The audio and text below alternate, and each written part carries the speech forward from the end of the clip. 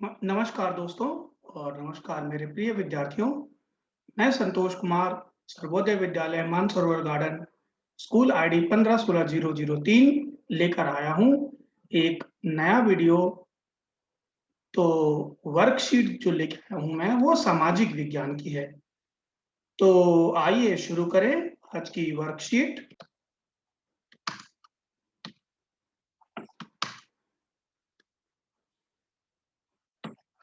तो हमारी स्लाइड है पहला जो हमारा पॉइंट है तो शिक्षा निर्देशालय, राष्ट्रीय राजधानी क्षेत्र दिल्ली, विषय सामाजिक विज्ञान और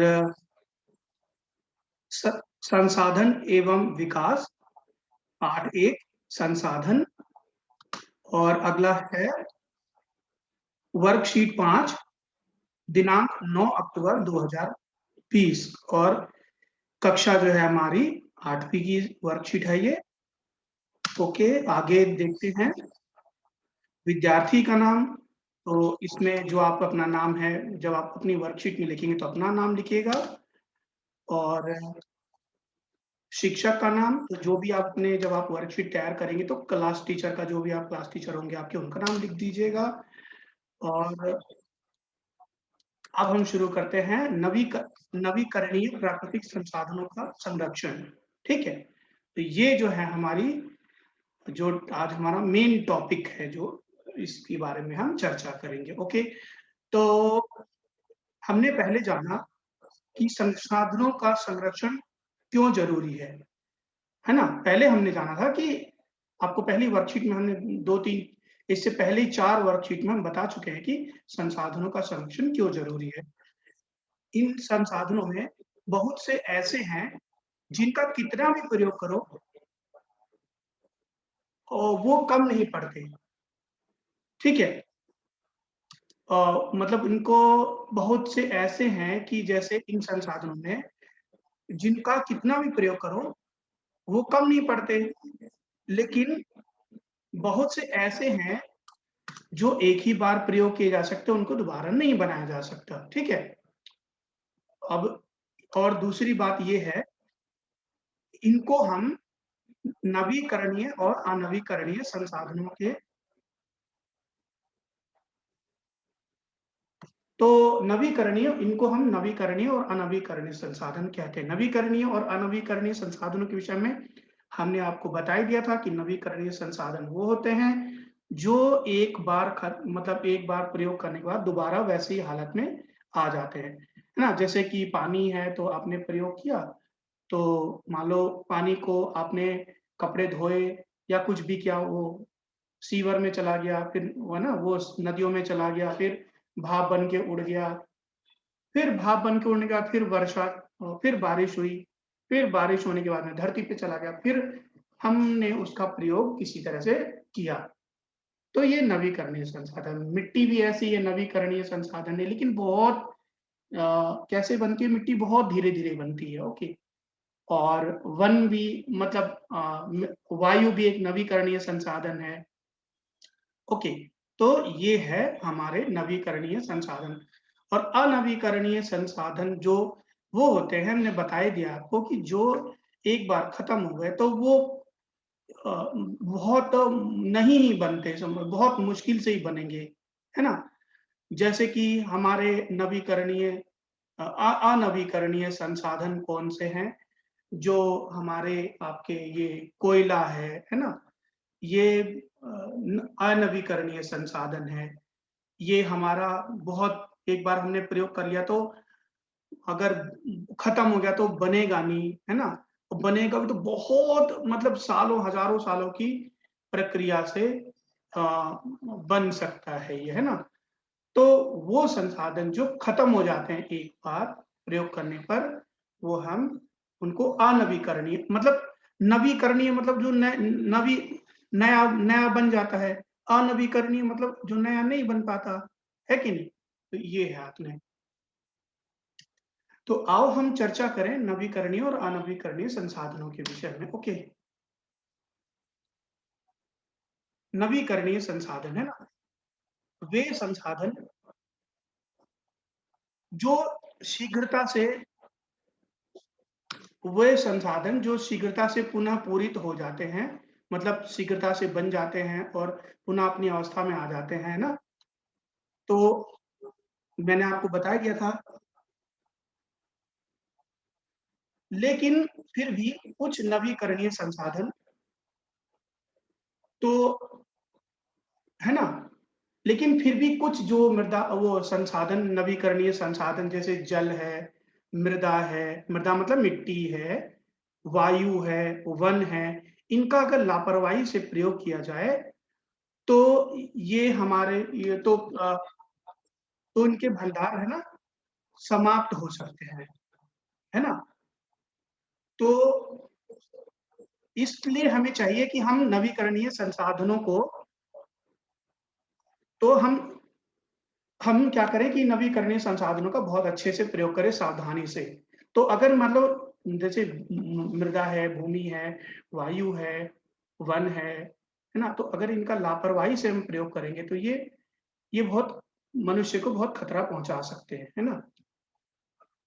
और ये क्या है, उनके भंडार को प्रभावित कर सकता है। ठीक है, मनुष्य को खतरा तो पहुँचाएगा लेकिन उनके भंडार को प्रभावित कर सकता है, मतलब या तो भई खत्म कर देगा। नहीं जैसे कि अगर हम जल का लापरवाही से प्रयोग करेंगे तो प्रदूषित हो जाएगा, है ना? लोग कर भी रहे हैं।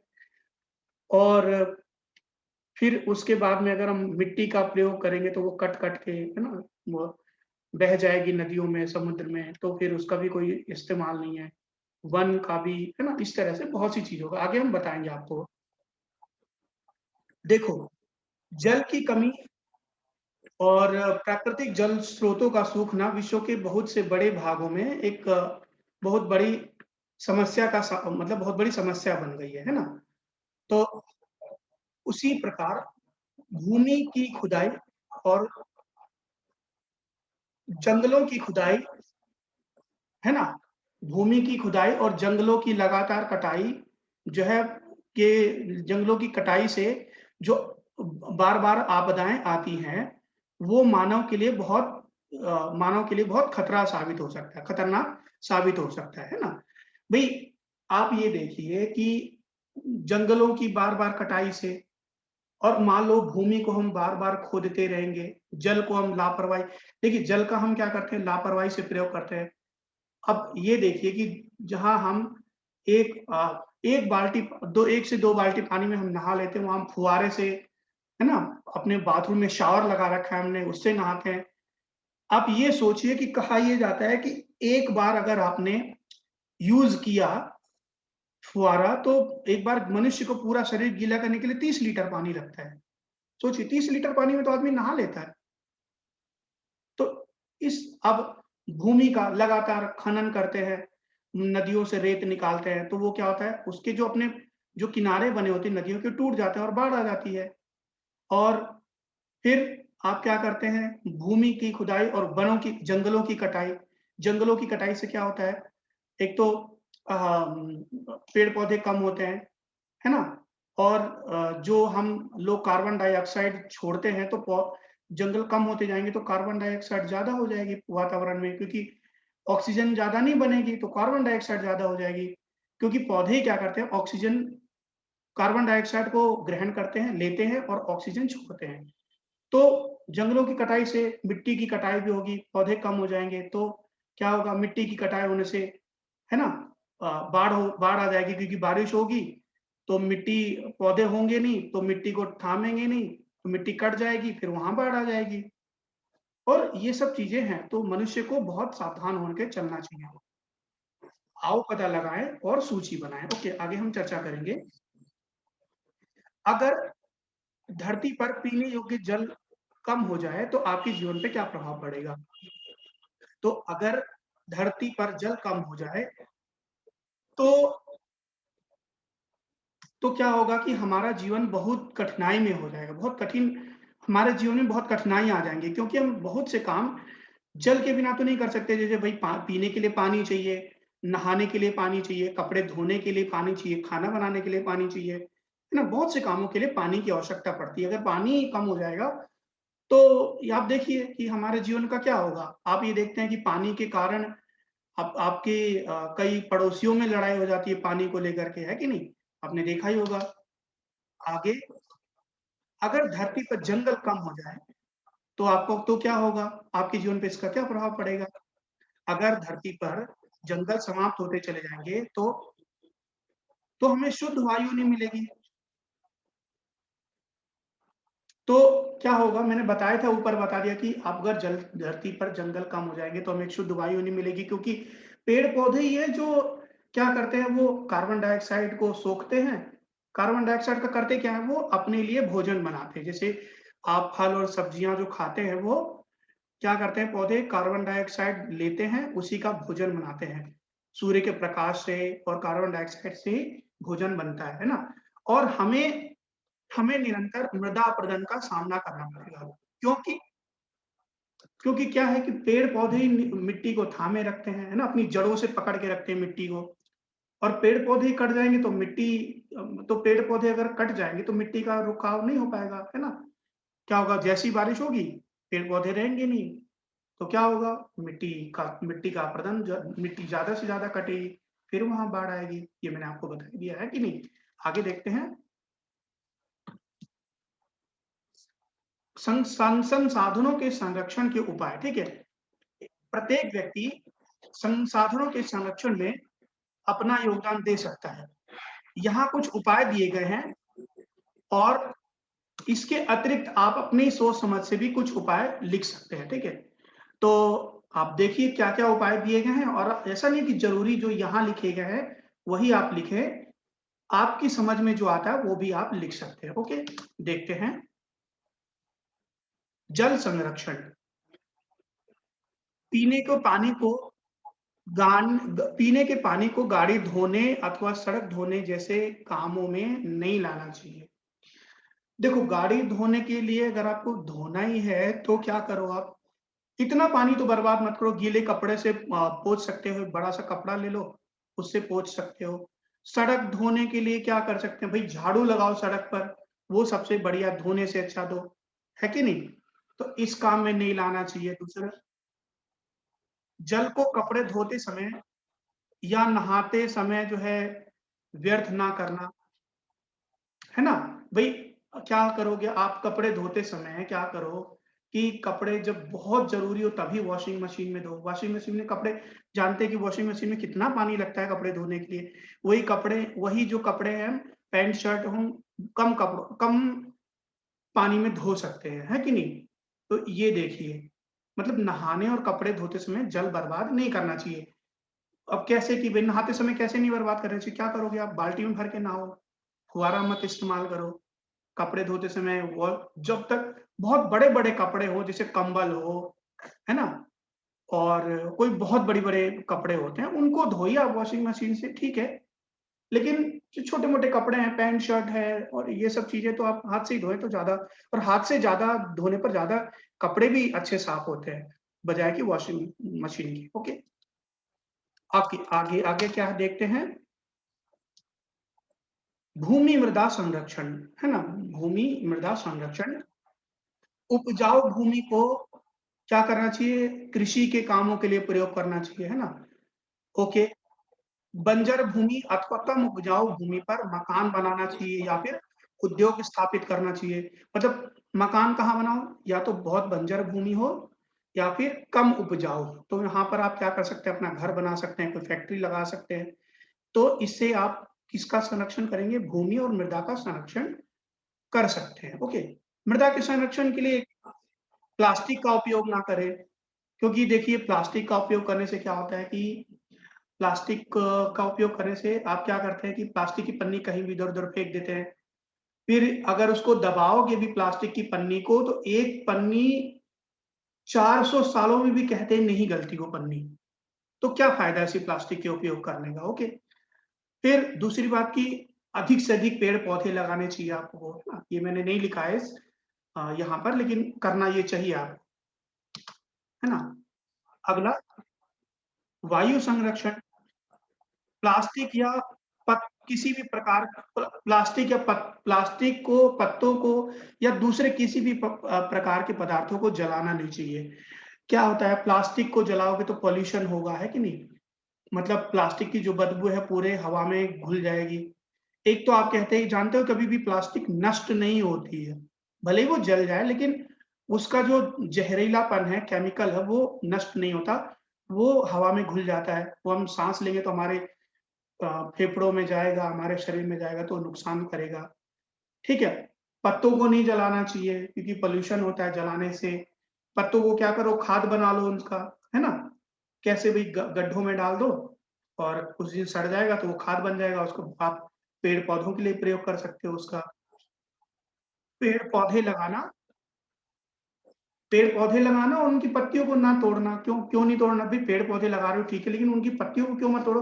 क्योंकि उनकी पत्तियाँ ही जो है वो कार्बन डाइऑक्साइड वातावरण से सोखती हैं और भोजन बनाने का पौधों के लिए काम करती हैं।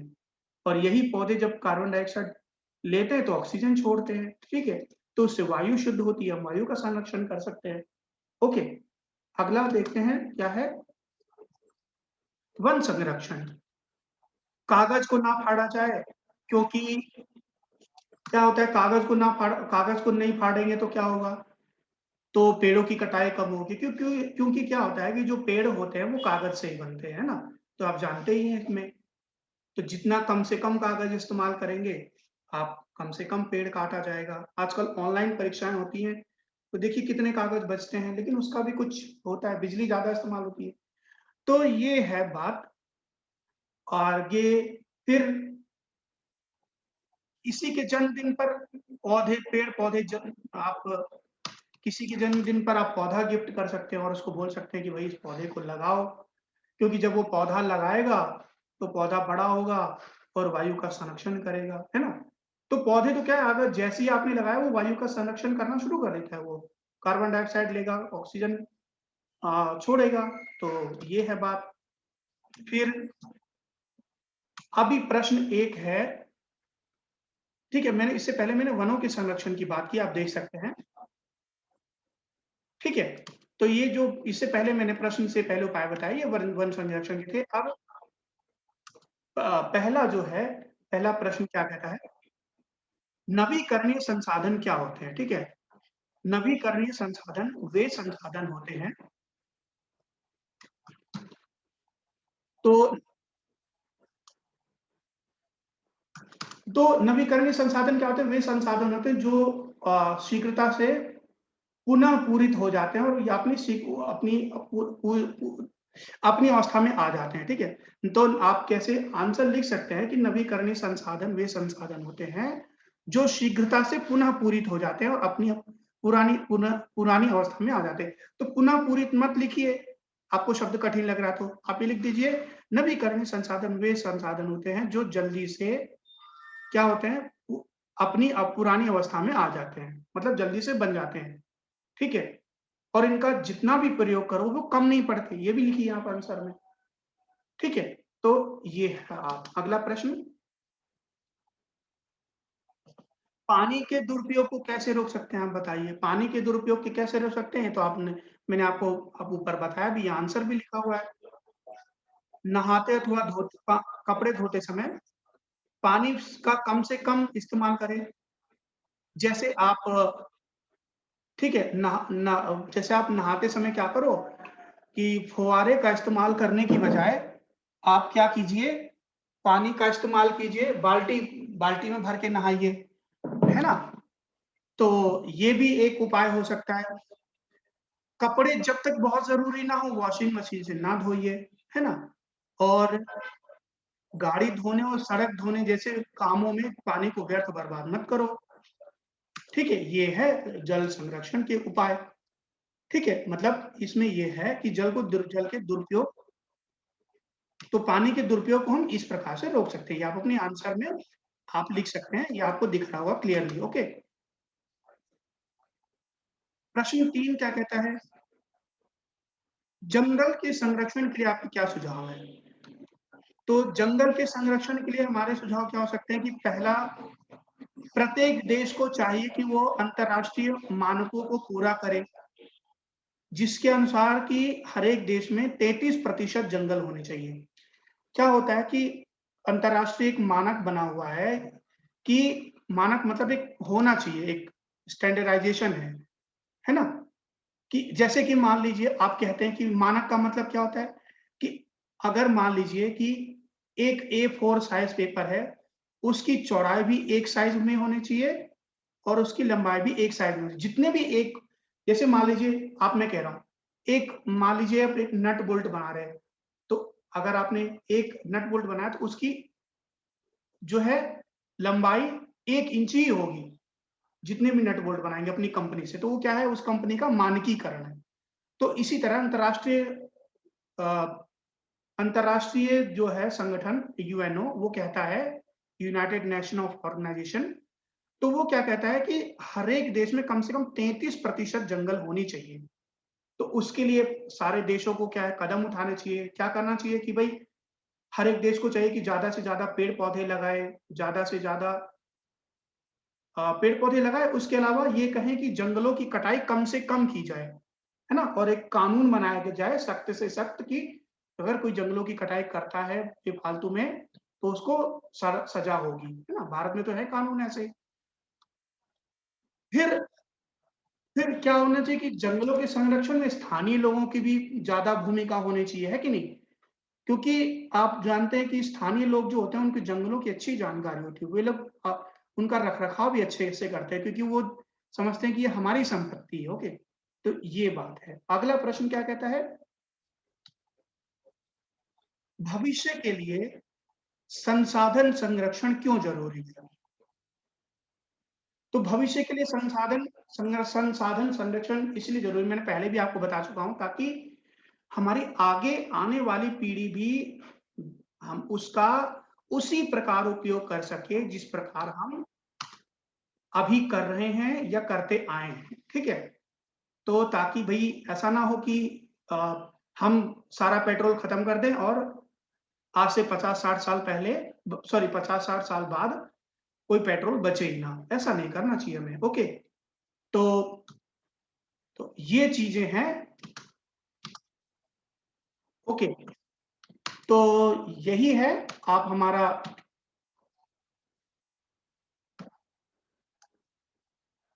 तो यही है आज का वीडियो।